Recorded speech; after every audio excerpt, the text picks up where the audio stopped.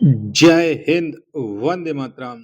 स्वागत है आप सभी का आपके अपने YouTube चैनल जी के जीएस के भंडारा पर। प्यारे साथियों, लगातार आप लोगों के लिए रेलवे के सामान्य विज्ञान के प्रैक्टिस सेट की सीरीज चल रही है। तो उसमें आपको अच्छा स्कोर कराने के लिए रेलवे के हर एक एग्जाम में साइंस के सबसे ज्यादा प्रश्न पूछे जाते हैं, और साइंस में अगर आपने अच्छी पकड़ बना ली तो रेलवे में सिलेक्शन आपका पक्का है। तो आज की इस वीडियो में साइंस का एक और महत्वपूर्ण प्रश्नों का प्रैक्टिस सेट लेकर के आ चुका हूँ, और ये अपना प्रैक्टिस सेट नंबर है 44। इससे पहले मैं 43 प्रैक्टिस सेट अपलोड कर चुका हूँ।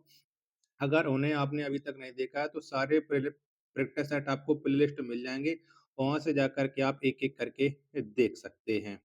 आज की वीडियो पसंद आए तो वीडियो को लाइक कर देना। चैनल को अभी तक आप लोगों ने सब्सक्राइब नहीं कर रखा है तो चैनल को आप लोग जरूर सब्सक्राइब कर लीजिएगा। तो चलिए फिर शुरू करते हैं। तो पहला प्रश्न आ जाता है आपके सामने कि सेलेनोमीटर यंत्र का प्रयोग होता है, तो बताओ किस में होता है सेलेनोमीटर यंत्र का प्रयोग। तो ये प्रयोग होता है किसी घोल में लवण की मात्रा को निर्धारित करने के लिए। एक का ए ऑप्शन राइट आंसर हो जाएगा। दूसरा प्रश्न है आपके सामने कि चुंबकीय क्षेत्र अंतर क्रिया नहीं करता है, तो बताओ ये किसके साथ है। चुंबकीय क्षेत्र अंतर क्रिया नहीं करता है, दो का आंसर आपको देना है।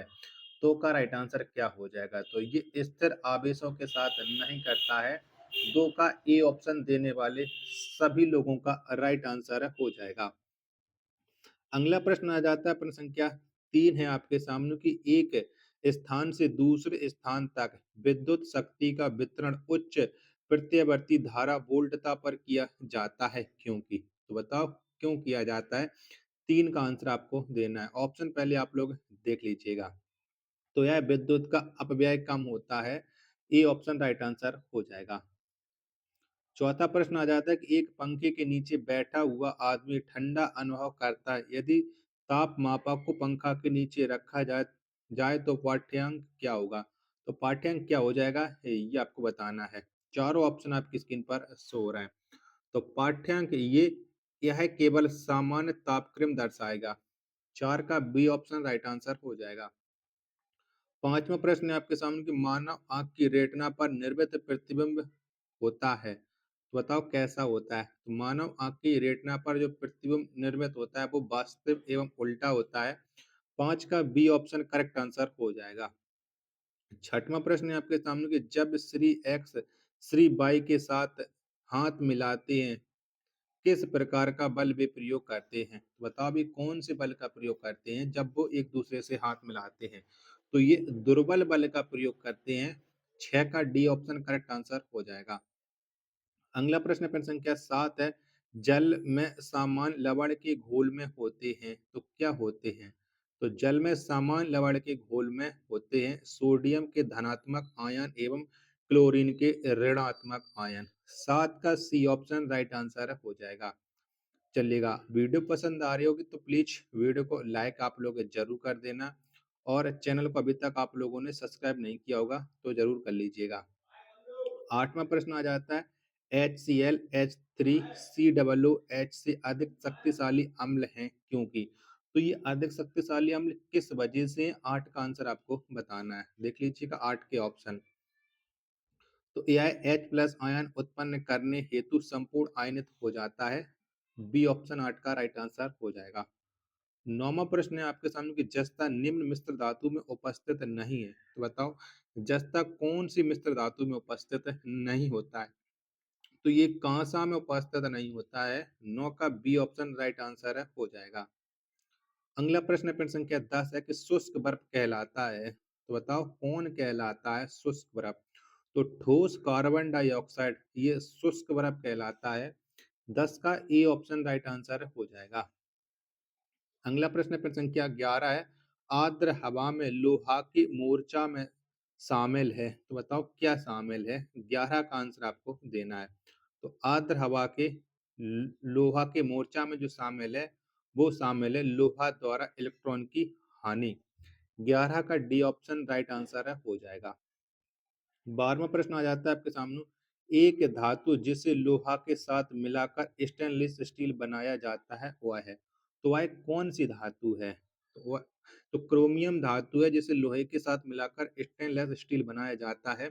12 का बी ऑप्शन राइट आंसर हो जाएगा। 13वां प्रश्न आ जाता है कि निम्नलिखित में से कौन अलोय धातु है? तो बताओ कौन सी है इनमें से? तो इनमें से जो अलोय धातु है वो एल्यूमिनियम है। 13 का बी ऑप्शन एकदम इसका करेक्ट आंसर हो जाएगा। 14वां प्रश्न आपके सामने आ जाता है, निम्नलिखित में से कौन एक रासायनिक अभिक्रिया नहीं है? तो बताओ इनमें से कौन सी नहीं है रासायनिक अभिक्रिया? चारों ऑप्शन आपकी स्क्रीन पर शो रहा है। तो जल में लवण का घुलना ये एक रासायनिक अभिक्रिया नहीं है। सी ऑप्शन राइट आंसर हो जाएगा। 15 प्रश्न आ जाता है आपके सामने कि विकासशील उन्नत फसलों में संस्करण उपयोगी है। बताओ इसका राइट आंसर क्या हो जाएगा? मैं आपको 15 के 4 ऑप्शन दिखा देता हूँ, देख लीजिएगा। तो जीनों का अनुकूलन सम्मिश्रण उत्पन्न उत्पादन करने में ये इसका राइट आंसर हो जाएगा 15 का सी ऑप्शन। 16वां प्रश्न आ जाता है कि निम्नलिखित फसलों में से किसमें सबसे अधिक प्रकाश संश्लेषण सक्रियता होती है? तो ये किसमें होती है ये आपको बताना है। अब मैं आपको प्रश्न संख्या 16 के सभी ऑप्शन दिखा देता हूँ जिससे आप लोग स्पष्ट रूप से ये क्लियर कर पाओ। देख लीजिए, बताओ कौन सी फसल इसका राइट आंसर हो जाएगा जिसमें सबसे अधिक प्रकाश संश्लेषण सक्रियता होती है? 16 का राइट आंसर तो ये हो जाएगा गन्ना। 16 का बी ऑप्शन एकदम इसका राइट आंसर हो जाएगा।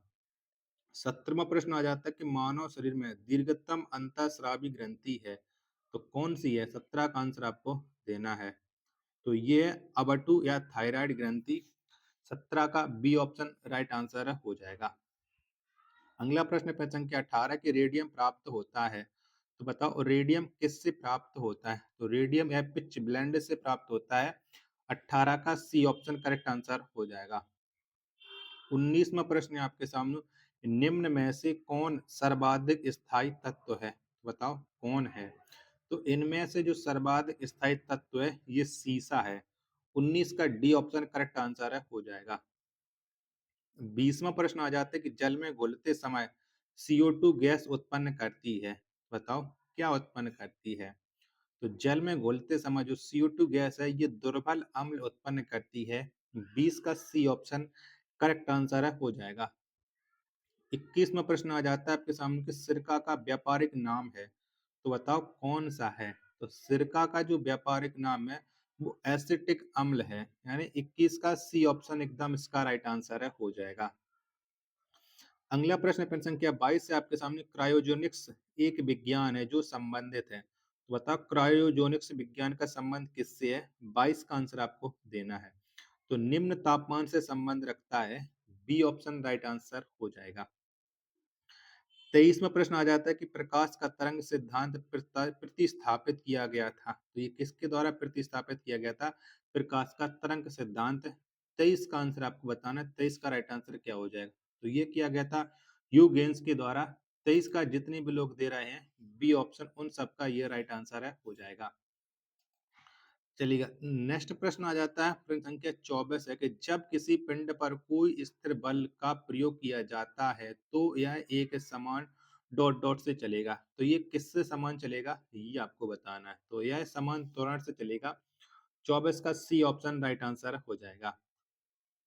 25वां प्रश्न है आपके सामने कि प्रकाश की गति न्यूनतम होगी जब यह गुजरती है। तो प्रकाश किसमें से गुजरने पर प्रकाश की गति न्यूनतम हो जाएगी? तो कांच से होकर गुजरने पर प्रकाश की गति न्यूनतम हो जाएगी।